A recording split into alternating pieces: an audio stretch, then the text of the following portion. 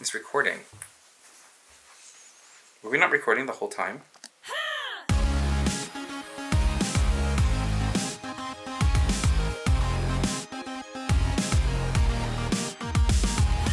Seems like every road you're on is hit a dead end. There is hope. Let me show. Hi, everybody. Oh my goodness. Hello, everyone. You made it. You made it. So did you, Zach. Oh yeah. Well, I mean, I live where I record, so it's kind of hard to not make it. Well, yeah. But you made it to another day is what I was trying to say. Yeah. I did. I do that Huzzah. sometimes. Well, welcome, everybody. We're at episode 11 today. If you've missed out on what we've been doing and what we've been talking about last episode, we're going back and forth on the title Purem Corner or Continuum Corner. But that was the first episode we did last time, and we're going to do another episode of that today. And we're going to be talking about friendships and whatnot. Yes, sir? You have a confused look. Well, no, because the last time we talked about what's wrong with our abuser. The time before that was the corner one. Oh, yeah. So this is What he said. episode 2 of the corner, Yes. I think. Last episode. Yeah, you're right. Episode 9 was technically the first one of the corner one. Episode 10 was our episode 10. And then episode 11. You're today. still recording. You're still editing the prior 2 episodes, right? Yes, I'm so confused right now. She's been slacking. I have, but I'm also very exhausted, and I prayed a prayer that I'm so tired. She refuses to drink coffee, y'all. She won't get the energies. I don't want it. I've seen too many crazy stories with my coworkers where they're chugging caffeine and then they're berserk for the next 2 hours or something like that. I don't want that. Well, okay. For one, that's they're way ahead of the coffee addiction phase. Sipping like 2 ounces of caffeine isn't gonna make you be Daffy Duck and hit every corner of the house. You'll be fine. And then simultaneously, though, I don't think 2 sips would do anything for me. You'd be surprised. So I'd rather just. No, seriously, you'd be surprised because you don't ever consume it. So like it's like new for your body. It's like your brain is like a cloudy fog, and when you drink the caffeine, it's like dissipates. You go, oh, that's nice. Oh, what's that song called? Pocket Full of Sunshine. No, the I can see clearly now. The rain is gone. Mm-hmm. Da da da da da da da. Yeah, you could sing that while you drink coffee. I don't want coffee. It's an extra expense that I don't need in my life. I'm just tired in general. I am working a lot. My body doesn't know how to relax when it's time to go to sleep. She struggles. First world problems. Oh, I suffer. She does. Anyway, how are you, Zach? I'm fine. I've had caffeine. I've already gone to church. And now I'm here. And Ellie rolled out of bed an hour ago. Almost. Actually, yeah. Yeah. So she's suffering, but she's here. I suffers. Get that on a shirt. I suffers.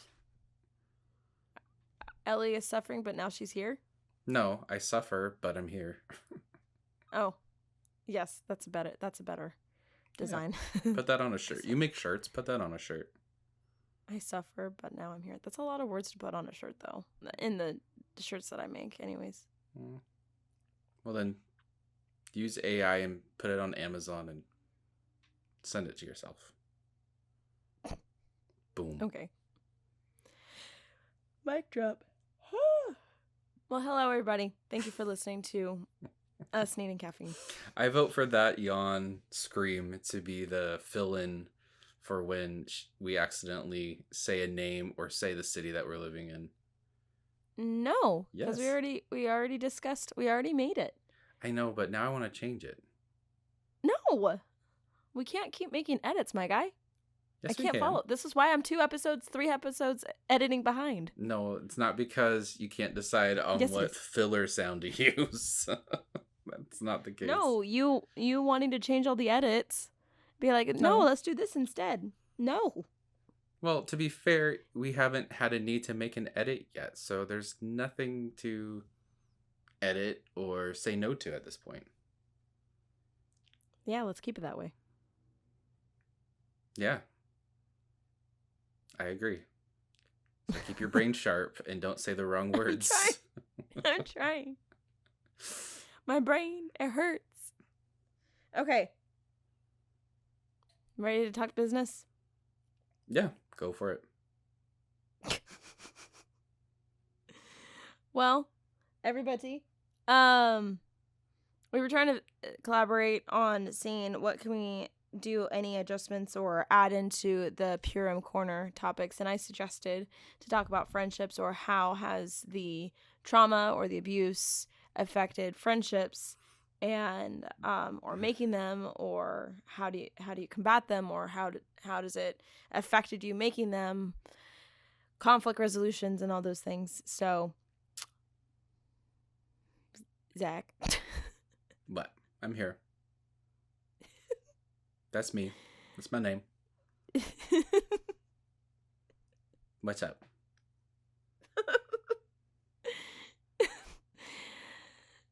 Oh gosh.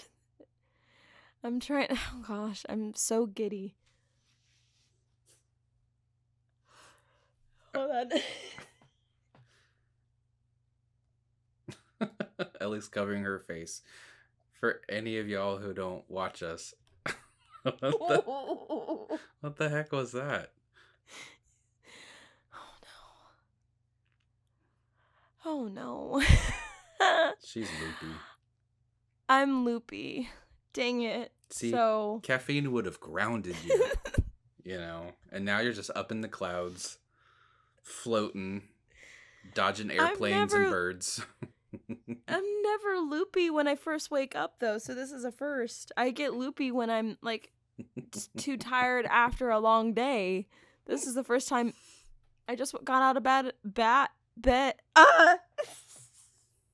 bed an hour ago. Maybe this ends up just being a funny episode where Ellie just tries to push through an hour's long time frame of talking. No one wants to hear me laughing. I don't know. Could be fun. We haven't tried it yet. Maybe that's the whole reason why our podcast hasn't taken off. You haven't been goofy enough. It's your fault. That's sad. Don't put it on me. I'm already goofy. It's your turn. Yeah, what happened the other day? Was it in an episode that I shared something with you and I noticed some personal behavioral response that I had, and you're like, oh, that means you're healing. That means you're over the trauma. Something had happened where, oh gosh, an instance had happened where I know I would have reacted a certain way, but I acted completely fine and put together and whatnot. I don't know. Or I made light heart of something. I think I made light heart of something, or joking or something. And you're like, that's because you're healed over the trauma. I mean, that sounds about right, but I don't know what specifically that was. I don't know either. Memory is great at the moment. Yes. So, without further ado, Ellie gets to talk and try not to laugh. This is such a hard transition. I'm gonna try. Yeah, Ellie's gonna try not to laugh about how her abuse has affected her friendships. It's so not funny. It's not. And now you're laughing. I mean, I always laugh. I, you know, I mean, I have a very go with the flow kind of shtick, and you don't. You're more like, No. I need to know what happens next and next and next and next. And I'm like, no, adventure, let's go. And then you hiss the whole time. I don't hiss. You're like, now. Yeah, I holler. Like, no, don't do it. Yeah. I want my freedom. I want my freedom to be structured. Yeah. I Maybe want to know where my maybe this borders is what are. the episode ends up being. Maybe the episode ends up being about just our weirdness and how it affects each other. Sure, let's take it and run with it. Because at this point, we're 10 minutes into this episode and we Yeah. haven't even hit the topic that we were going to originally talk Well, about. I mean, we can make it work though, because I mean, there is something to be said about it. We've only been friendly with each other for about 2 years. You have been friendly to me all my life. It's just when I tried to. Ellie Sorry, was a jerk. Zach made a face. Zach made a face like, no, you've been friendly all my life. I remember it. You would be funny and goofy, and you would make every moment.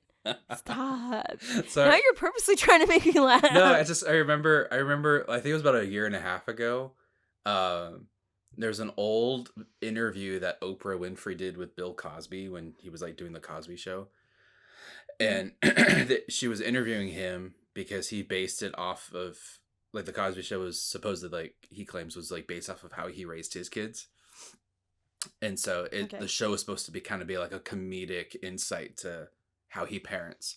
And so there was a time where she asks him, I'll see if I can find the clip, and we could probably put it in the Instagram teaser for this episode. But there was a time where she asked him, she's like, well, what kind of father were you? And he goes, I was the best. I never made any mistakes. And so I sent that to her, and I was like, this was me as your brother. I was the best. I never made a mistake. I was so good. Yeah, no. So you were an older brother. You would tease and poke and jab and all that jazz, verbally and physically. But when about college age was in my college time. Oh my gosh. In my college career, was when I was recognizing that I didn't want a relationship with you. We weren't friendly with each other, but you would still be funny. That's who you are. It's your personality. You're lighthearted in those areas, but then when times get serious, you're definitely going to be in the corner for someone and support somebody. But you've always been funny. I guess I've been a jerk. Is that what you're saying? No, I mean, I think, our relationship dynamic was we were close growing up. I bonded with you in different ways than, like, I bonded with our brother growing up.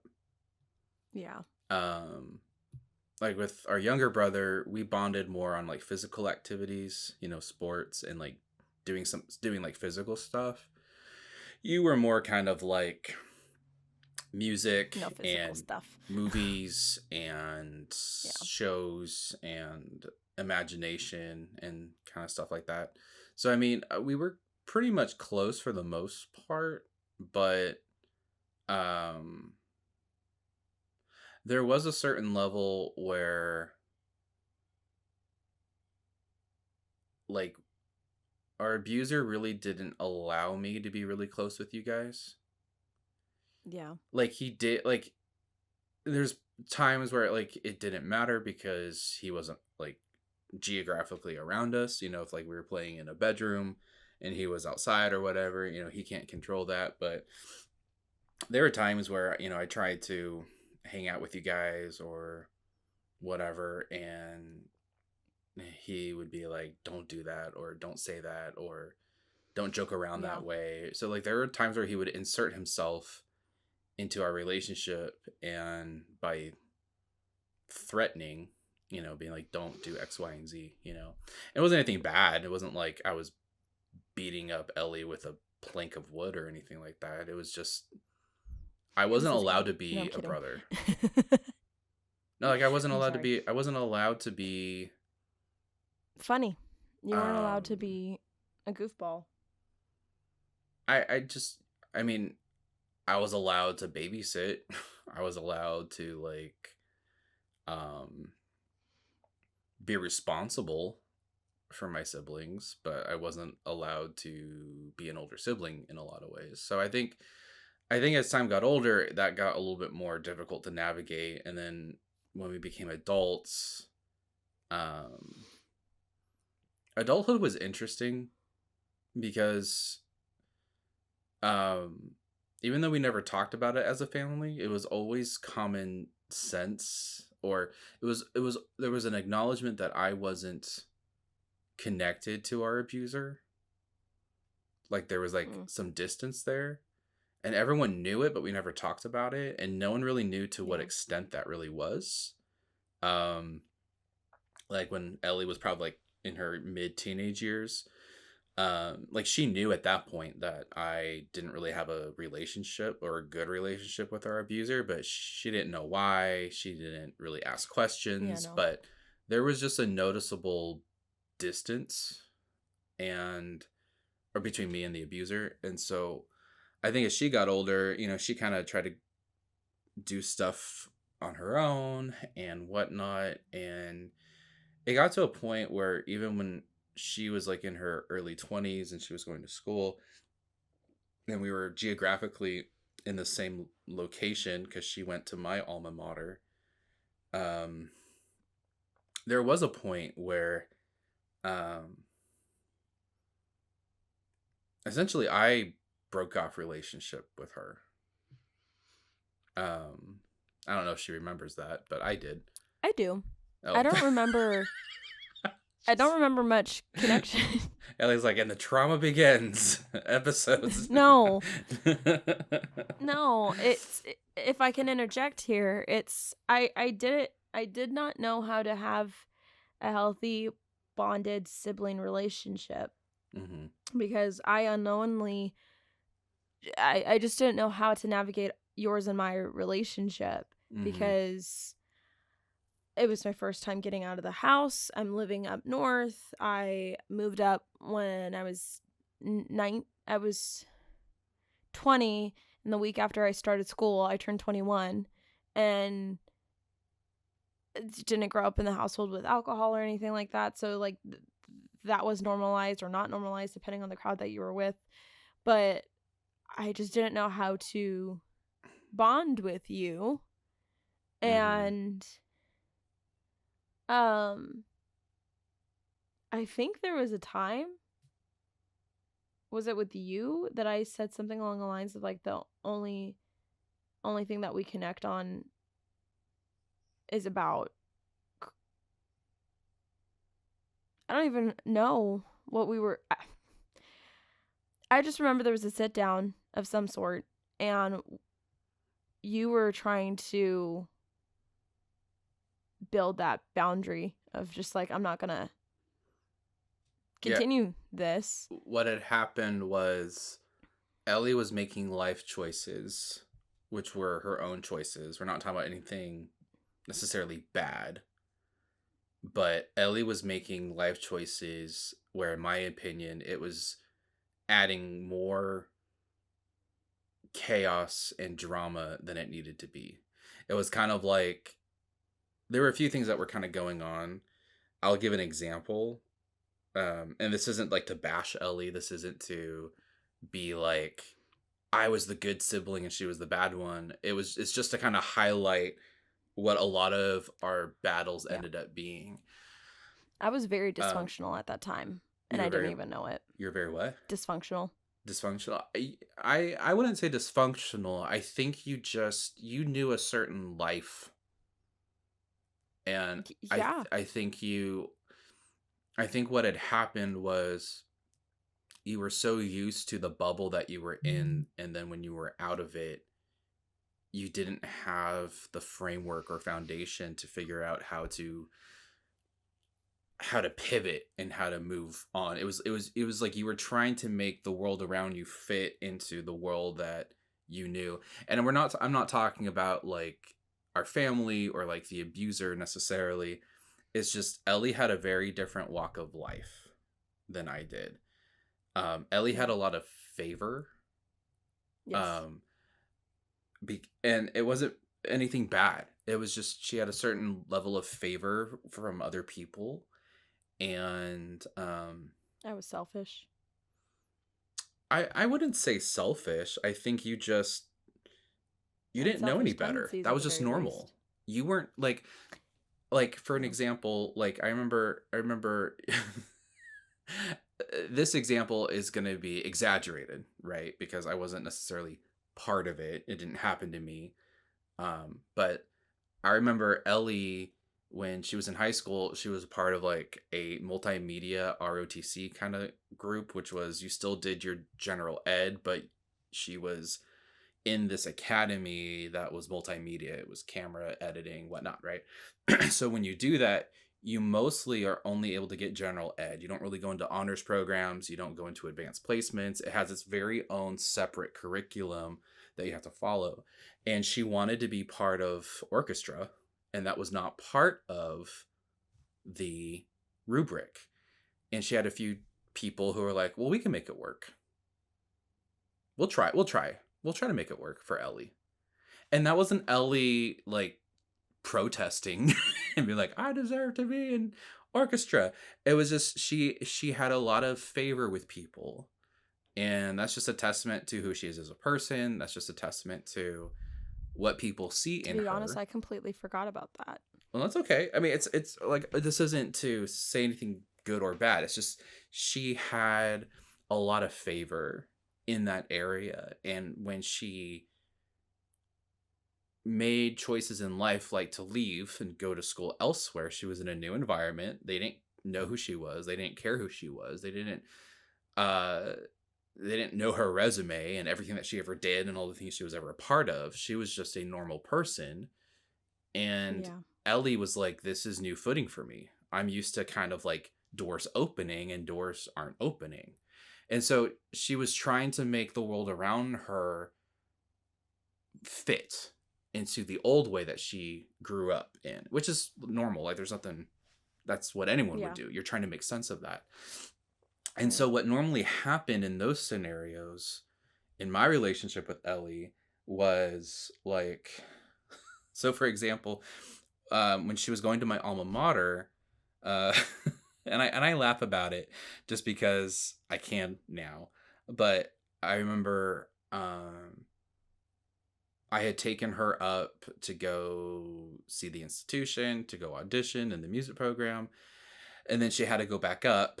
And I asked her, do you want me to go with you? Because I remember what it's like to sit and people are telling you, this is what your schedule is going to be. This is your curriculum. This is your program, your path.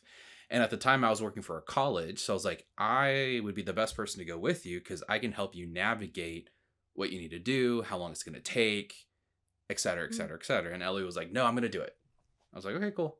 She went, she came back, maybe retained 20% of what she was told.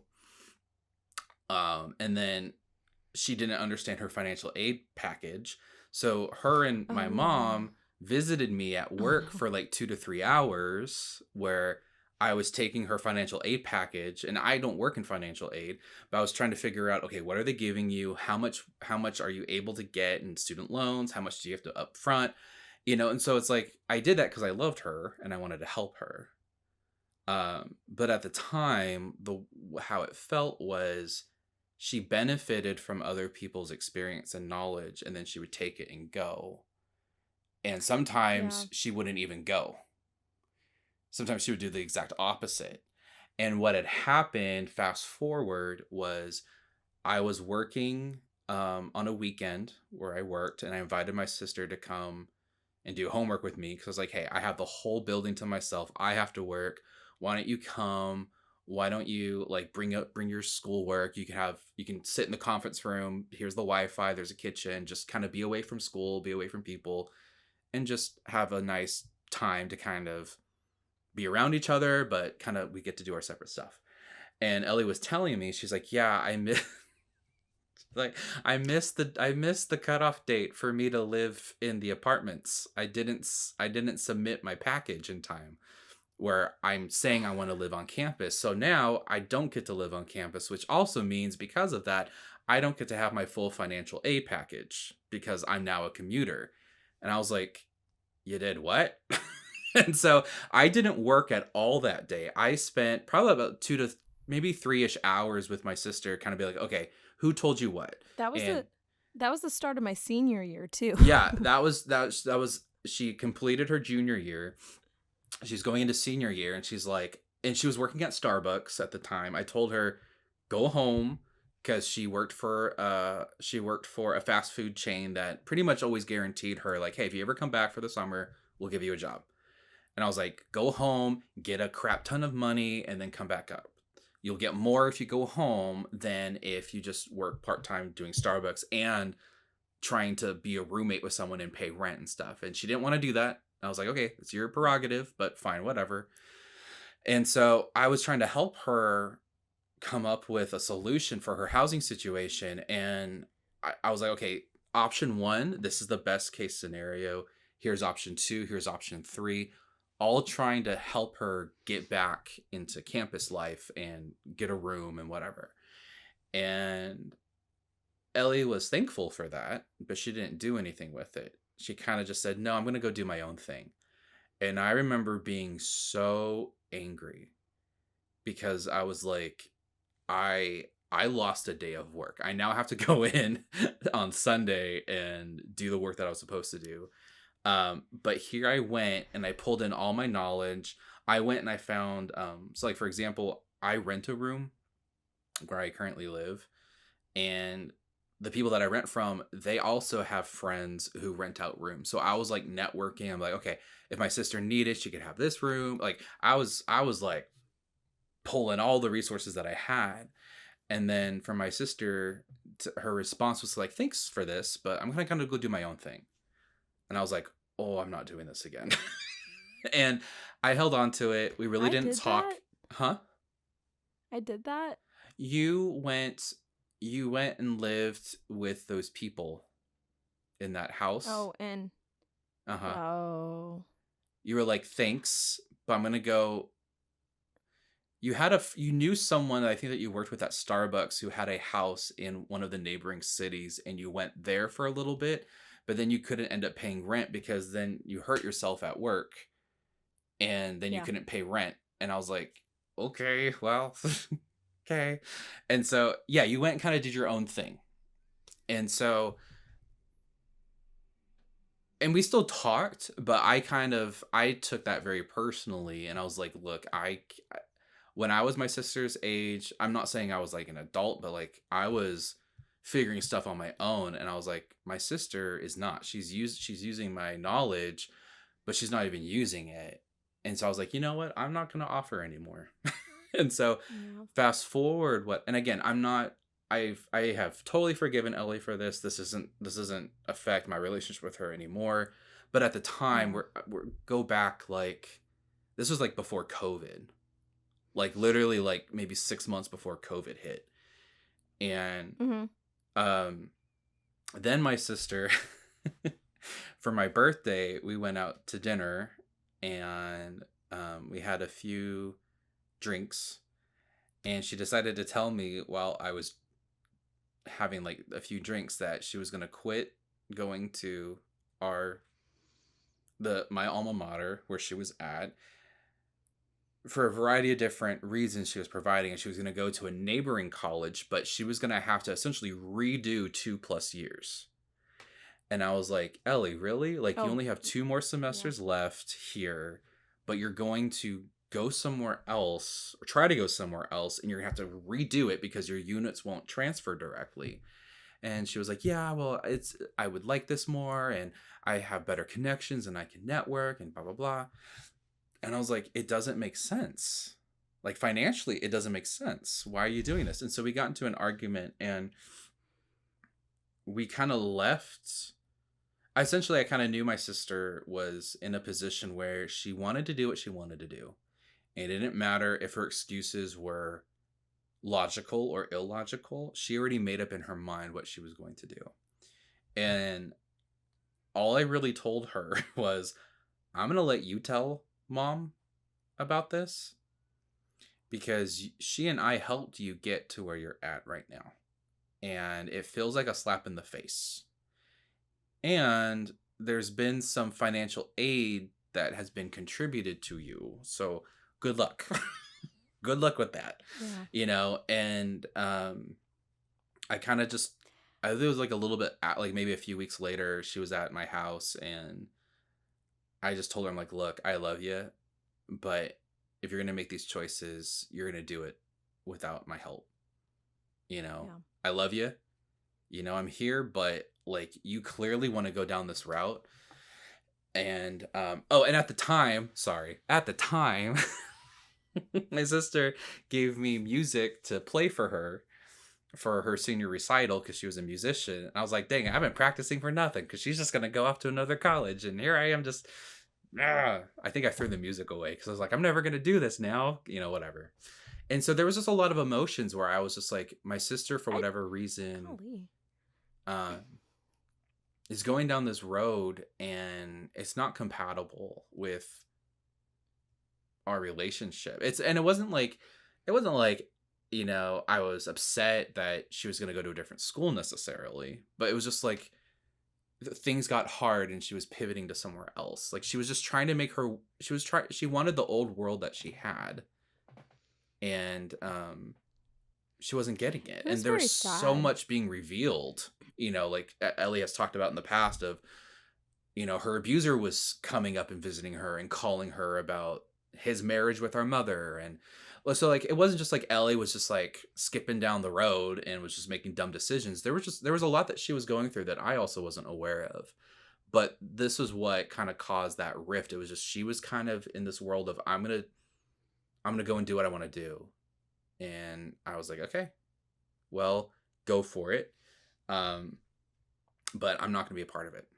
You're gonna do this either on your own or with other people who are going to help you. And I can't be one of them right now.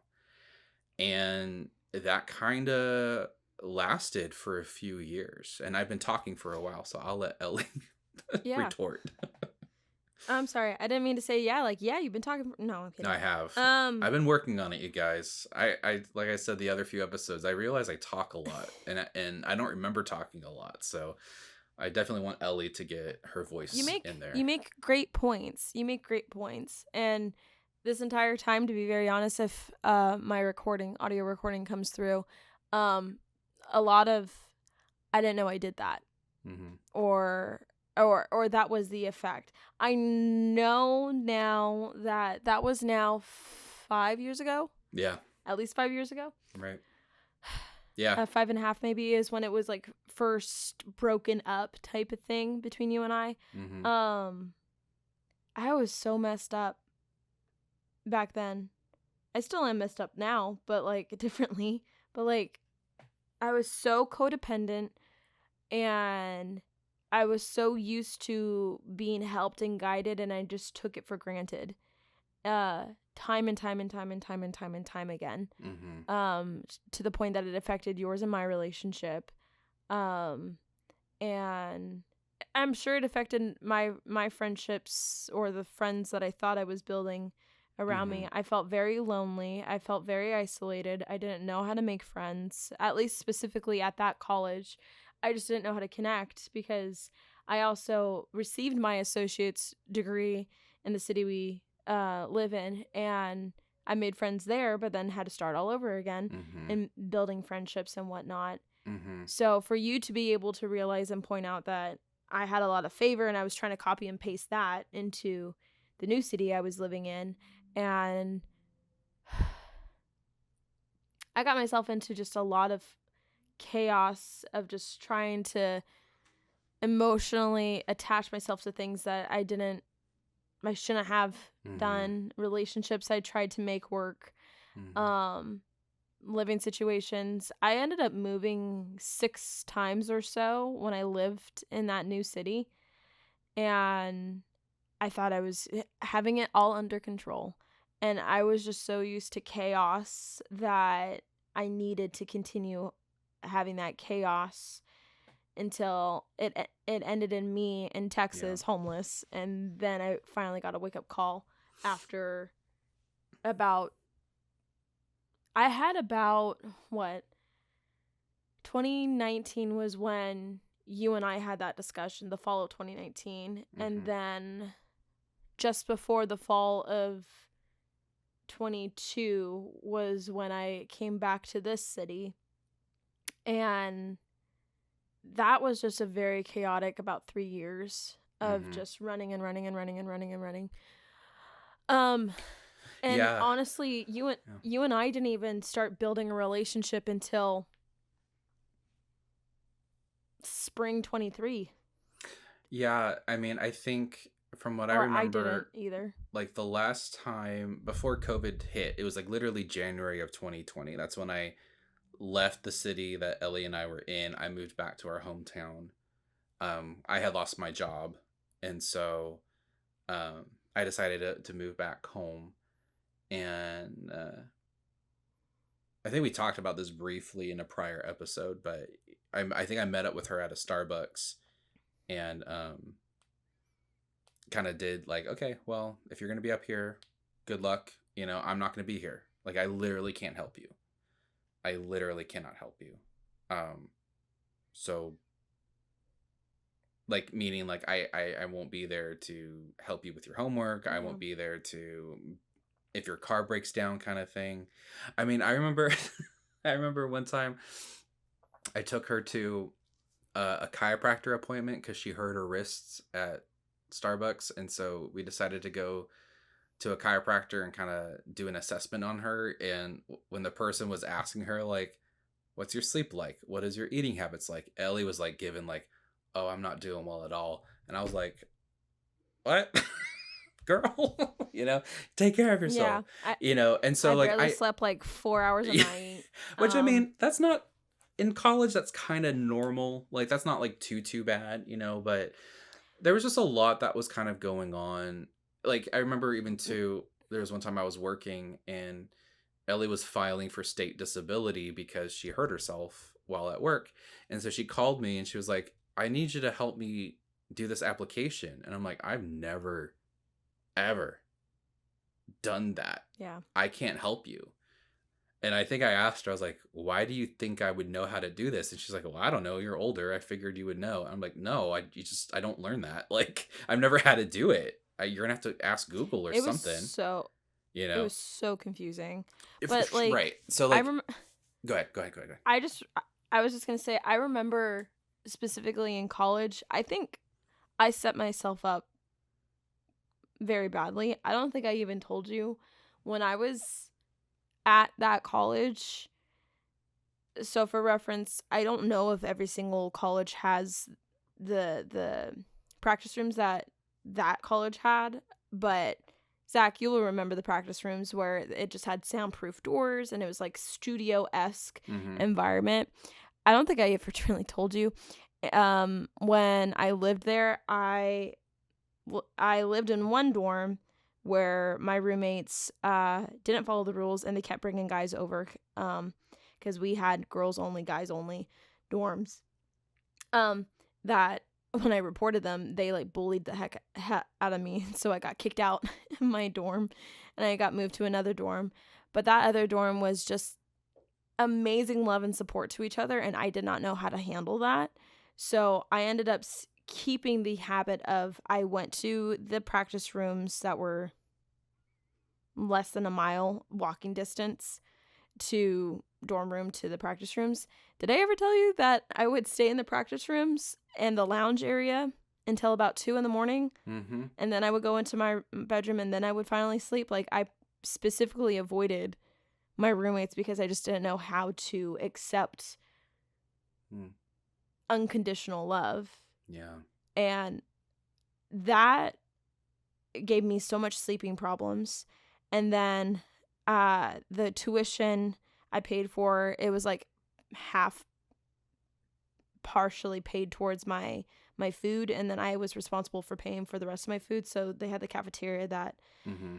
the food would go towards, and then I had to come up with paying the rest, and I ended up starving myself. And because I went through all I went through all Mm-hmm. of the meals that I had covered in my tuition, and then there's like 3.5 4 months in a semester, and I had to figure out how to get the rest of my money while having a shopping addiction of just buying miscellaneous things, because I was taught from our father that just love bombing and getting the most ridiculous things will fix all the emotions and whatnot. So I was trying to find the materialistic things to solve a deep rooted relational problem.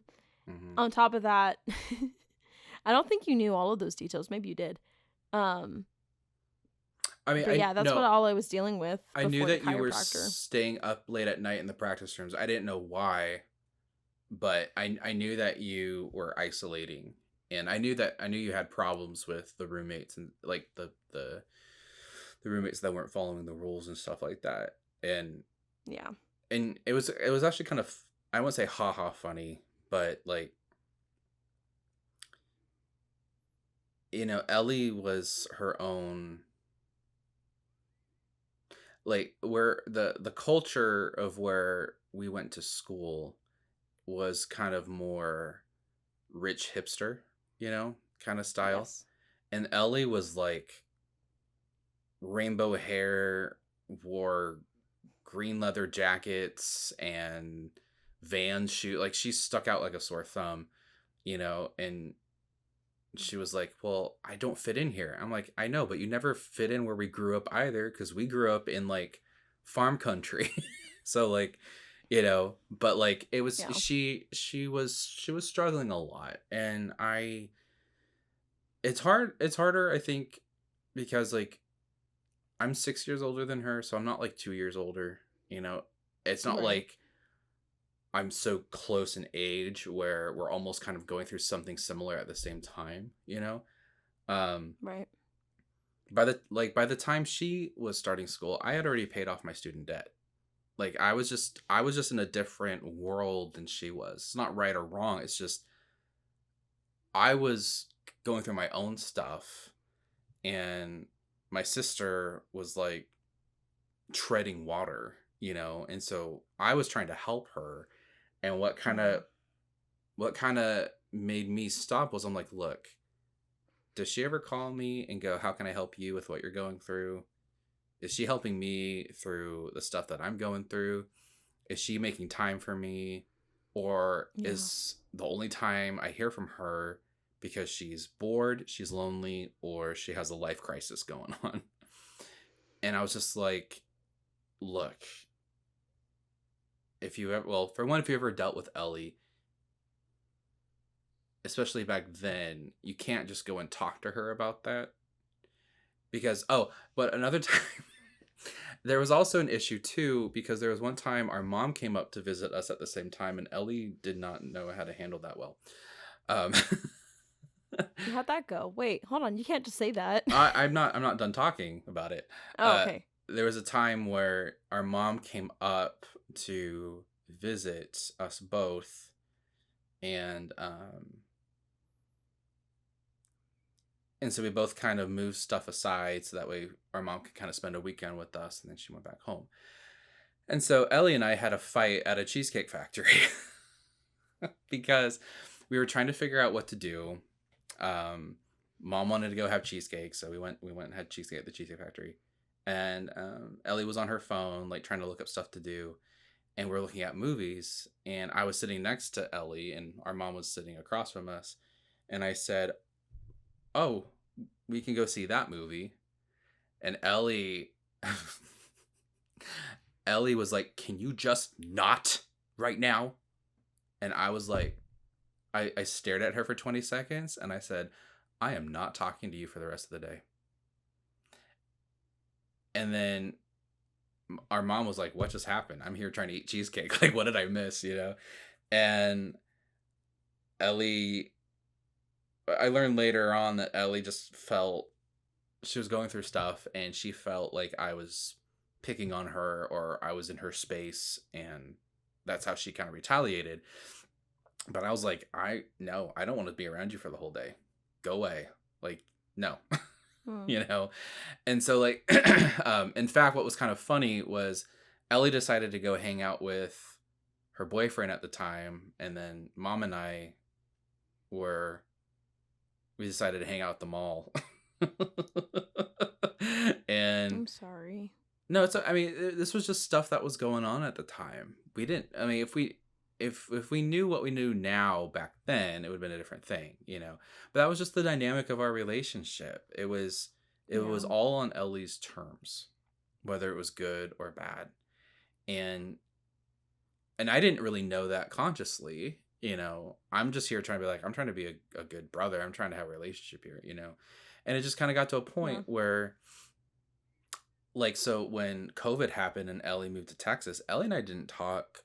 We probably had a few text messages, and maybe as she was getting closer to coming back to our hometown, maybe like 5, 6 months before then, she we had a few FaceTimes, but we almost didn't talk, you know. I was there Um, for about almost a year. Yeah. we just didn't talk, and you know, my boundary with Ellie was like, look, you're going through your own stuff. Good luck. Like, I'm not going to show up the same way that I've been showing up. I can't, because I'm not even Yeah. showing up for myself, because I have my own stuff. Like, I lost my job. I got pushed out of I got pushed out because where I was working was so toxic, right? And so I was dealing with people who were abusing me at work and were actively Mm. pushing me out, you know. So I was dealing with my own stuff and my own gunk, and I'm sure there's a lot of that stuff that I took out on Ellie as well, you know. But we did not have a good relationship as adults, and we kind of didn't have anything for a long time, um while she was in Texas. And then when she moved back, um it's kind of funny, that was one of the things, because she had asked me, well, can I move in with you? And I said, you cannot move in with me until you have a job, and you and I have to hash stuff out. Oh, that was the thing. Sorry. That was the thing. So when Ellie and I had our blow up at Cheesecake Factory, what would aggravate me was Ellie knew enough about therapy to use it against me. So, I like, weaponized it. she would be like, she would go at me like, no, Zach, you're doing XYZ and it's making me feel this. I'm like, okay, well, let's talk about it. And she's like, I can't, I'm triggered. I'm like, you just said, you know? So like, it was kind of like she would strike me Oh. with her words and emotions. And And then run Ellie's a away. person organically, like, toxicity aside from myself, I'm someone who, if there's a conflict, let's talk about it right now. Ellie needs time. She needs to go and think about it, stew on it, and then come back and bring it to the situation. So Ellie would fight with me and then go, I can't talk about this. I need space. And I'm By like, the way, I'm better. no, no, I'm still no, better after she's that. better at it now, but we're also talking about 5 years ago, you know. Yeah. But that was kind of the thing too. Like, she would fight me, and she'd be like, I can't talk about this. I'm triggered. Or you made a face at me. I'm triggered now. I don't want to talk. And I'm like, okay, so I guess we're never going to talk, because my joke with my mom at the time, because sometimes mom would be like, how's Ellie doing? I'm like, I don't know. I'm breathing. So she's triggered. That's how, like, it kind of was. I was being mean, of course. But it was just like, I felt like no matter what I did, Ellie didn't like me. She didn't appreciate me. She just wanted to fight. Like, I was always doing something wrong. And I just got to a point where I'm like, look, girl, if I'm a source for your life's issues, by all means, let me walk out the door. You know, let me do you a favor, and I'm gonna go have some distance, you know. And it's funny because her and I have never really talked about that, even up until this point. Like, Mm-mm. it's been No. acknowledged, and we've let bygones be bygones. We haven't really had to hash that out because of everything that's happened in the past few years, you know, with her healing and moving into my house and escaping her abuser. You know, there's been a lot that we just haven't had to talk about because that's just forgiven. It's just, what was an issue once upon a time is not the issue anymore, and we were able to move past it without directly addressing that. But that was And one it's of been the interesting. Sorry. No, I was just So gonna say, sorry. hold Continue. that thought. I was just gonna, Yeah. the last thing I was gonna say was that was one of the contingencies of when she wanted to move in with me, even after she moved back to our hometown. I told her, you and I, we can, you and I need to have a long talk, and we're gonna lock the doors because you don't get to pull the I'm triggered card. We're gonna talk this out. We're gonna hash it out. We're gonna cry. We're gonna yell, and we're gonna process this because we cannot move onward and have a relationship where we can share and we can be a part of each other's lives without having to unearth the stuff that we're both holding on to, you know? And, So, and we, so along with that, uh did we have that conversation? Because I no, don't remember how it went. we never We never really, did? we never, but the stuff that we're talking about now, Yeah. no. I think we've had some conversations in the past where, um, we've briefly kind of talked about it from a high level perspective without getting into the weeds and the details. Like we've talked about like Ellie, like my perspective back then was like you didn't care about me or like whatever. Yeah. But we didn't like Mm-hmm. address the nitty gritty. Like on this date when you took me out to dinner and blah blah blah, like we didn't like hash it out that way. And we've had moments where we've had to um we've had moments where we fought like even like Yeah. a year or 2 years ago, and we were able to fight, vent about it, figure out what the issues were, and then head towards forgiveness and reconciliation very quickly, you know. Yeah. But no, we never really addressed like stuff like that in the past, and for me it was just because I felt like we didn't really need to because you weren't that same person anymore. So Mm. I never had a reason to bring up your past when it wasn't something that you were even doing anymore, you know? Well, don't you think that... Do you need any kind of reconciliation when it comes into those areas that are unspoken? And is there any leftovers that still need to be discussed or at least talked over? Because I feel like, correct me if I'm wrong, just because I'm different doesn't mean it shouldn't be talked about. Well, I you don't really do any of that anymore. It's kind of like asking like you were someone who always stole other people's money and now you don't do that anymore. I don't need to talk to you about, hey, remember when you used to steal people's money? Like you're not Mm. doing that stuff anymore. I will say there's things that sometimes you do that reminds me of our abuser, but that's not like I take that with a grain of salt because we are a byproduct of our parents, you know. Right. We have behaviors, we have quirks.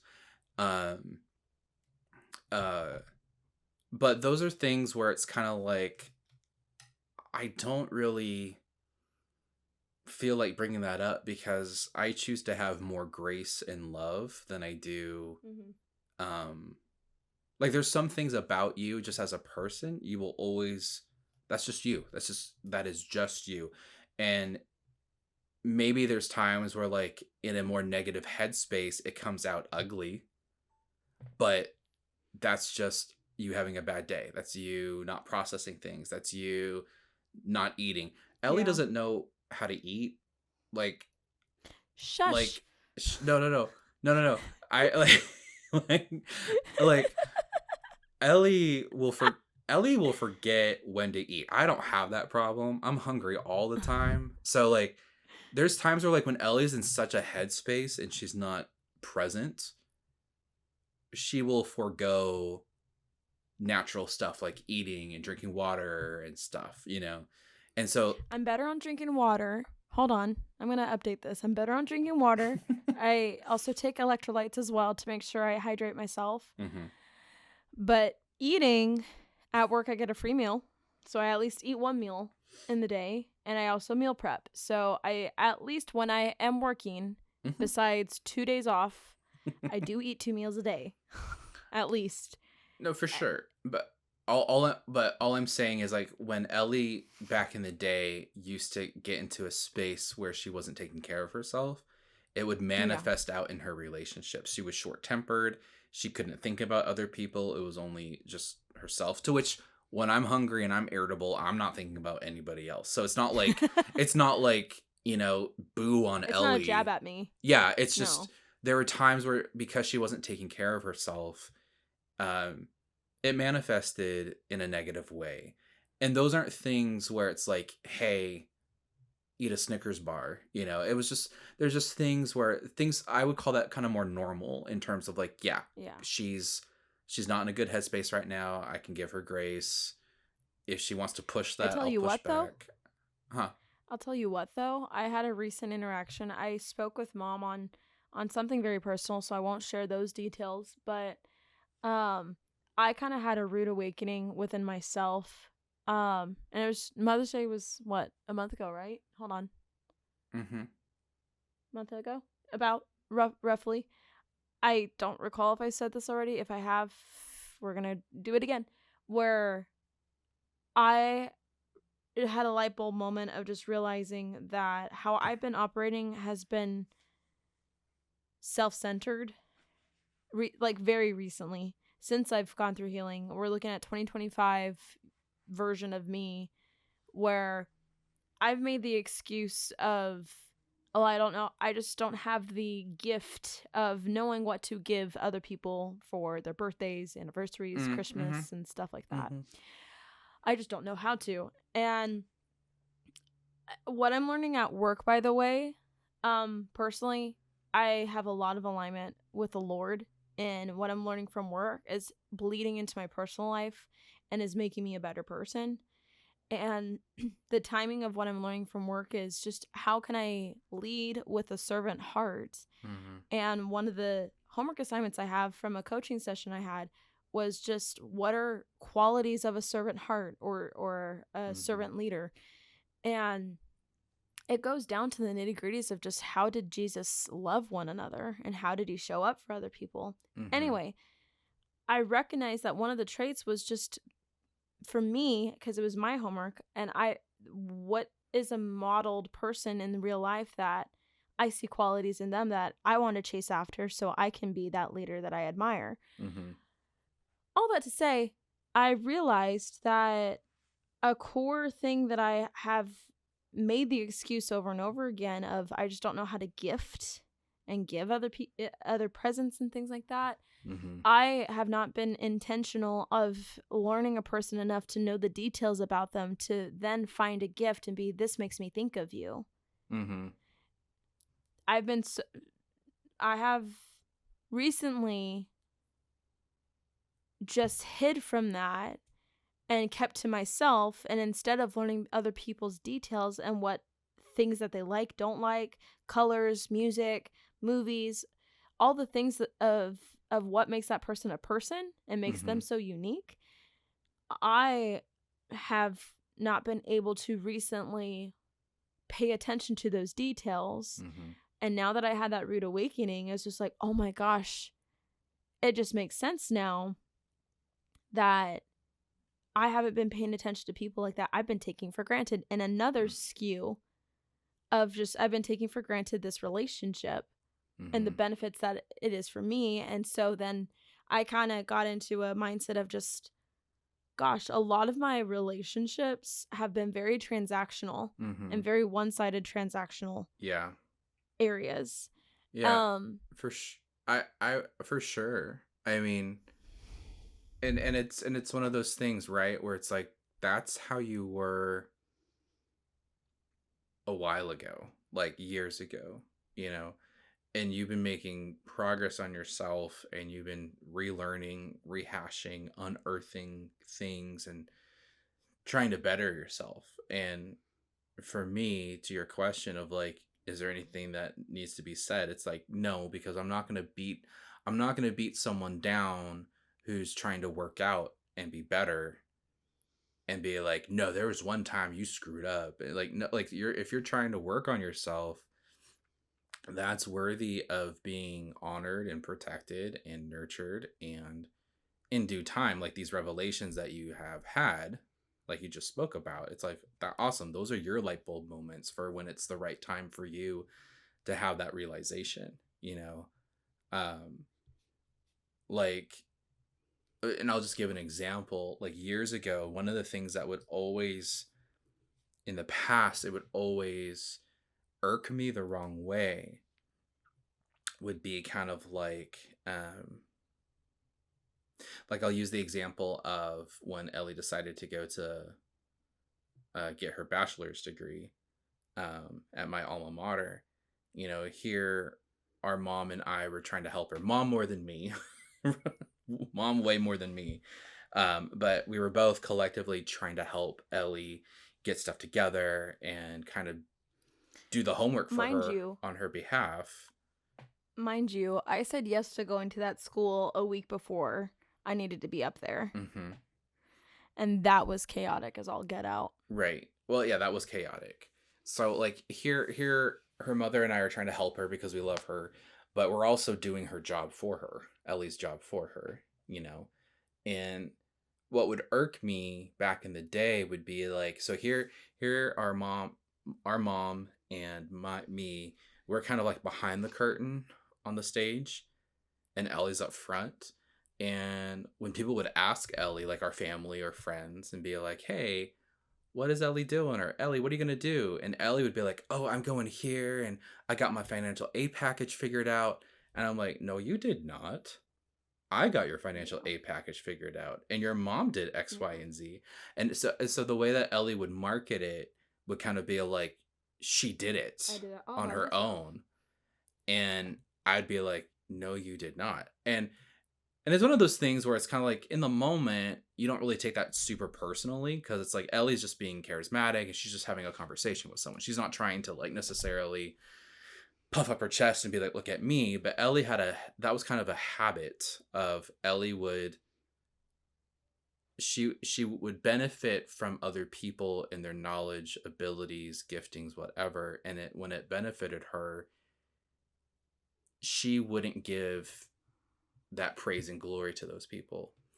Um, I'm not saying Ellie was a bad person for that. I'm just saying Ellie had so much going on, and she again was trying to make her old world work and fit into this new space. And so Ellie doesn't do that anymore, and she hasn't done that for a long time, you know.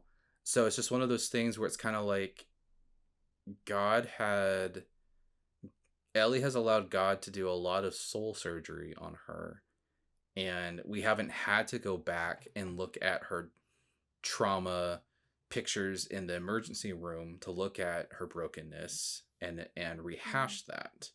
She's now out of the hospital for that, and she's working on other stuff, you know.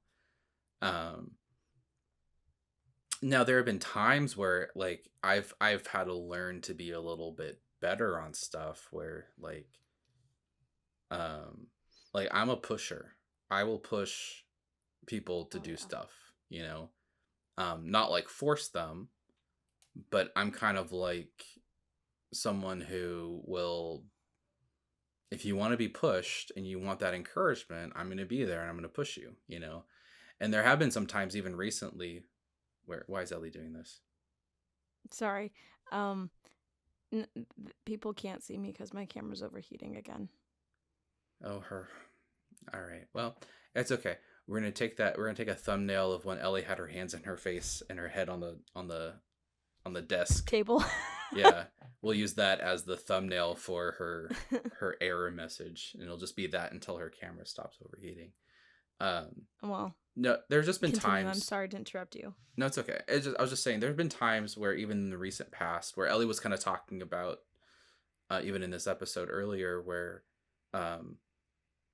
she was talking about how she like wasn't able to, like when she was talking about, like the gifting, like she's like I would just say I was a bad gift giver and I couldn't really go there and challenge that. I was just accepting that I'm not good at it and it is what it is. There's some times even in the recent past where Ellie has kind of been like, I know this is what I need to do, but I can't go there right now. And my retort to that is like, okay, your choice. you do you, you know, because Ellie's an adult and I'm an adult, and it's not my job. I think the hard part for me, and I'll take responsibility for this, I was the third parent in the family. You were. And so I have had to let that go and be like, look, I'm not your parent. I was never supposed to be, you know. But because of that big age difference between us, I Yeah. always took that mentality on, and I felt like it was my job and responsibility to. That's kind of what it was. It's like, as an older brother, I would be hard on Ellie a lot because Yeah. my feedback and opinions were always wrapped in, you don't want to do this because it'll be bad for you. You'll want to do X, Y, and Z, you know. And Ellie rebelled, which was fine. That's kind of what you normally do anyway, you know. Someone tells you what to do as you're Yeah. learning independence and identity, is to say, no, go away from me.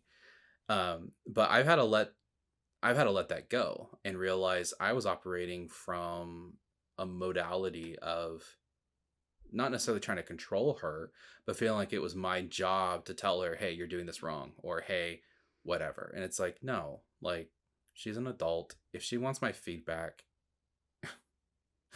I'll she'll let you know. ask. And more than not, she won't ask for it because I'm very much like our mom in a lot of ways. I just don't have as much.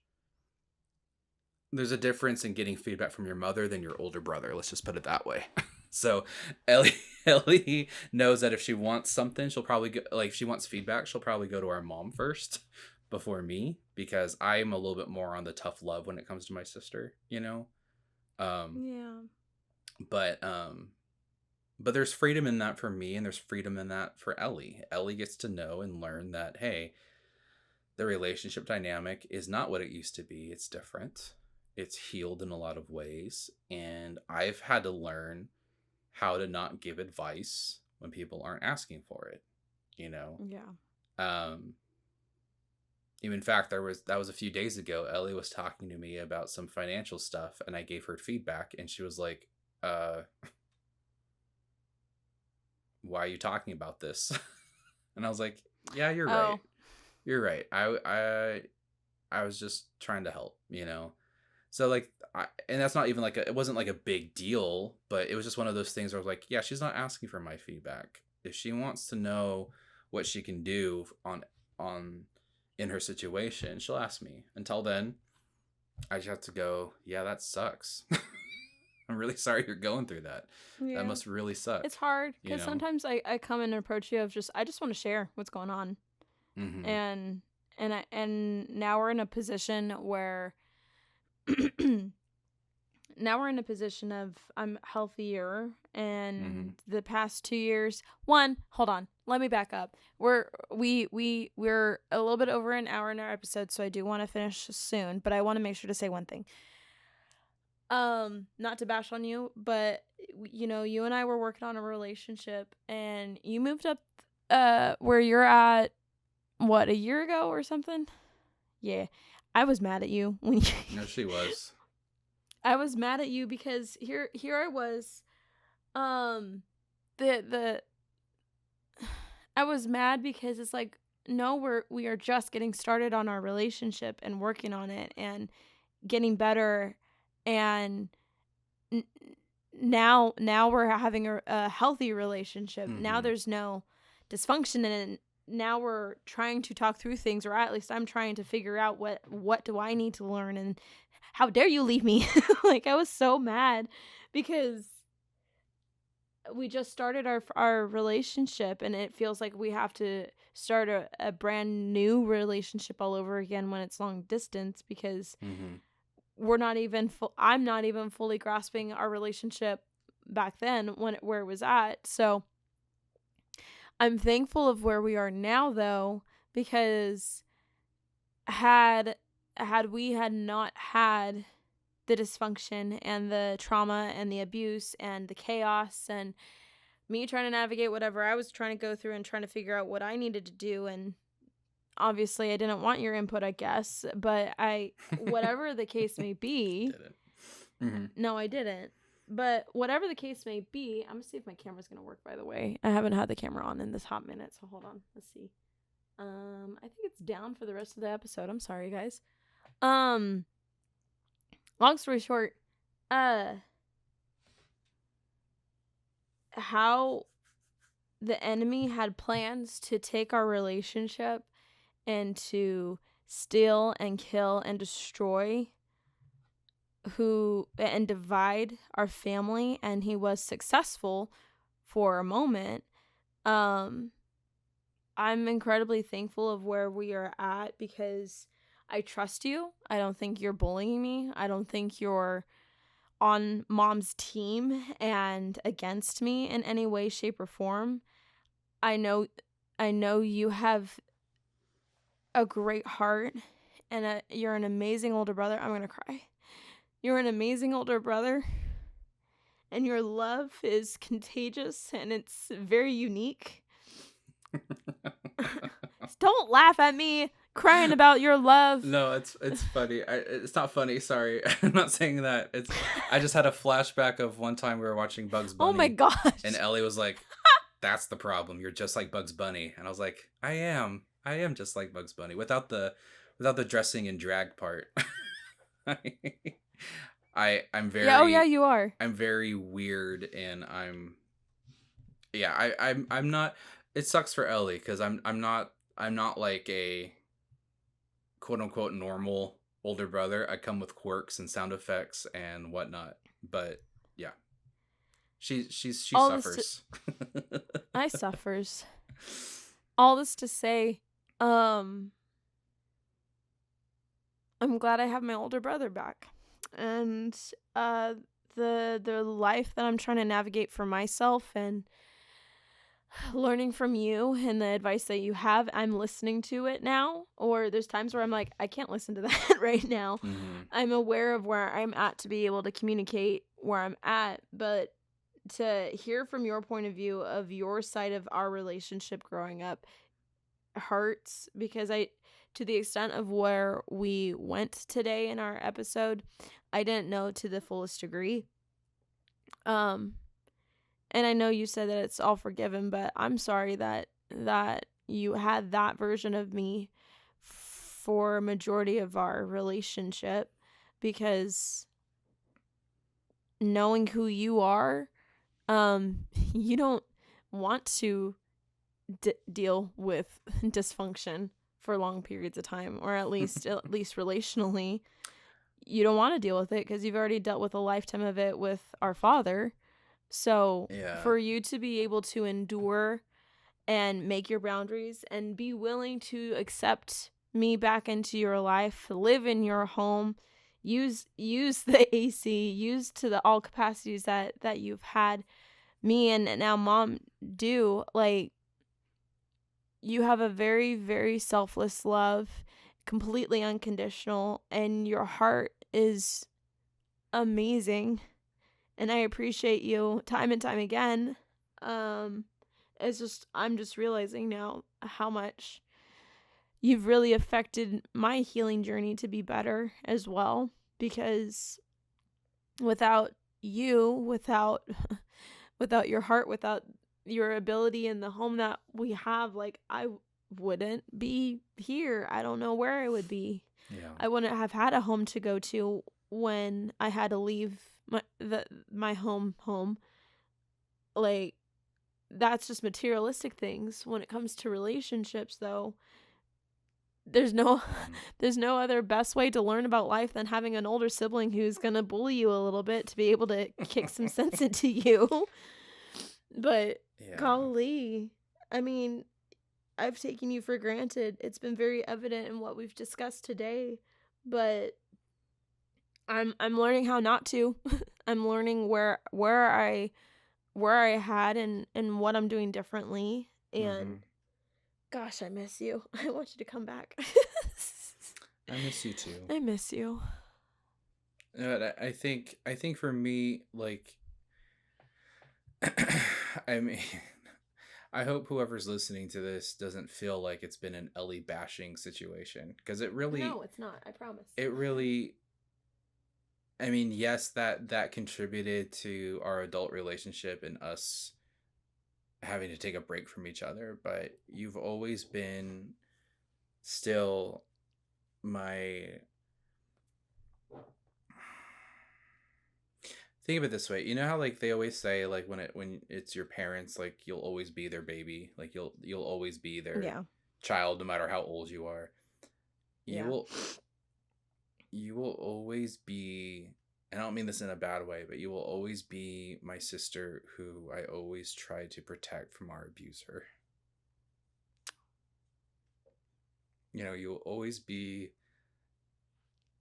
my sister who was innocent and didn't deserve to be abused. And I know I couldn't save you from it or always protect you from that, but you and our brother will always be my siblings where I would have been willing to take the lashes if it came to that. You know, I Yeah. did so much to try to shield you from the abuse that was going on, and you and I have had conversations in the recent past where I've apologized to you because it's like, look, I chose to, I mean, no one's gonna blame me for it, but it's like I chose to be dishonest. I let you believe that your father, your abuser, was not one, Yeah. and that the lies he was saying were true because I had to go along with it, you know. And that's because if I didn't go along with it, he would lash out at me or our mom, you know. And so again, talk about the full-time job he had of abusing everybody and manipulating everybody, right? He got me to Yeah. be a person who had to go along with it because if not, I would get abused or our mom would get abused if we didn't go along Yeah. with his version, The which was we story. were the bad ones, he's the innocent victim hero dude. And so, Right. but I always tried to shield you from the wrath and the abuse that I never wanted him to abuse you and our brother the same way that he was abusing me. And Yeah. you know, and the quote unquote funny thing about it is I never, growing up, even into adulthood, I was never angry with you guys or jealous No. or envious or anything like that when it came to the fact that he wouldn't abuse you the same way that he would abuse mom and I, you know? Yeah.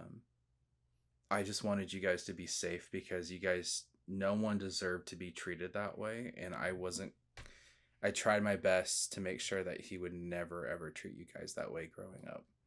So to me, even though in your adult years you were difficult in some ways to relate with and have relationship with, you were still and always have still been my sister who at the crux of it I always want to protect. I think every older sibling strives for that. You always want to protect, even if it doesn't come out the right way. It comes from a place of wanting to protect and be there, you know, for your siblings. So I think for me, when you kind of ask that of like, you know, is there anything that needs to be addressed? It's like, no, because I even know that everything that you were going through wasn't because it was a you problem.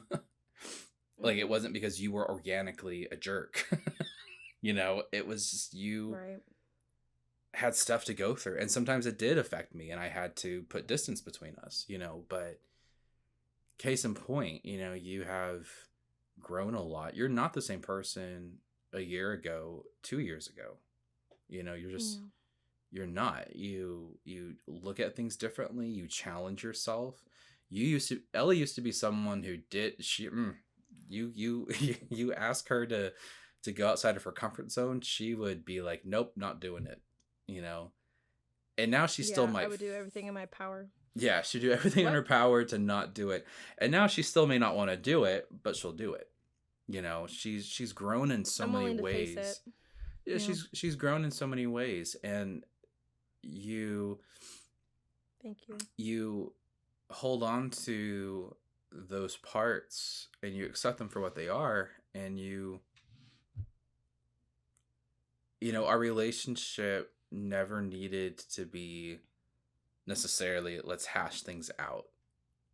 No. It could have been, but there's been so much growth with you and even within myself and letting things go, where the past doesn't have to be something that prohibits us from having a relationship now and a relationship in the future, and that's only a testament to God and Yeah. his willingness and ability to heal those parts and allow that growth to be there. And it doesn't mean that we're perfect siblings, by any means. We have our good and our bad days, but we are not how we were a long time ago.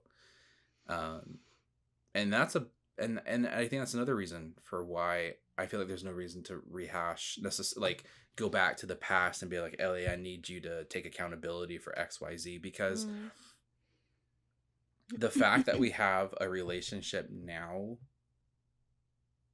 that was able to survive from an abuser who fought so hard to abuse us in two separate ways that would have destroyed any possibility for a relationship. The fact that that was not successful Yeah. is a God thing, and it's all the more reason for us to just take delight in the fact that that wasn't the reality, that we're not in therapy, and that we are able to choose to come to the table and have relationship and be brother and sister again, so it's all God at the end of the day, as far as I'm concerned.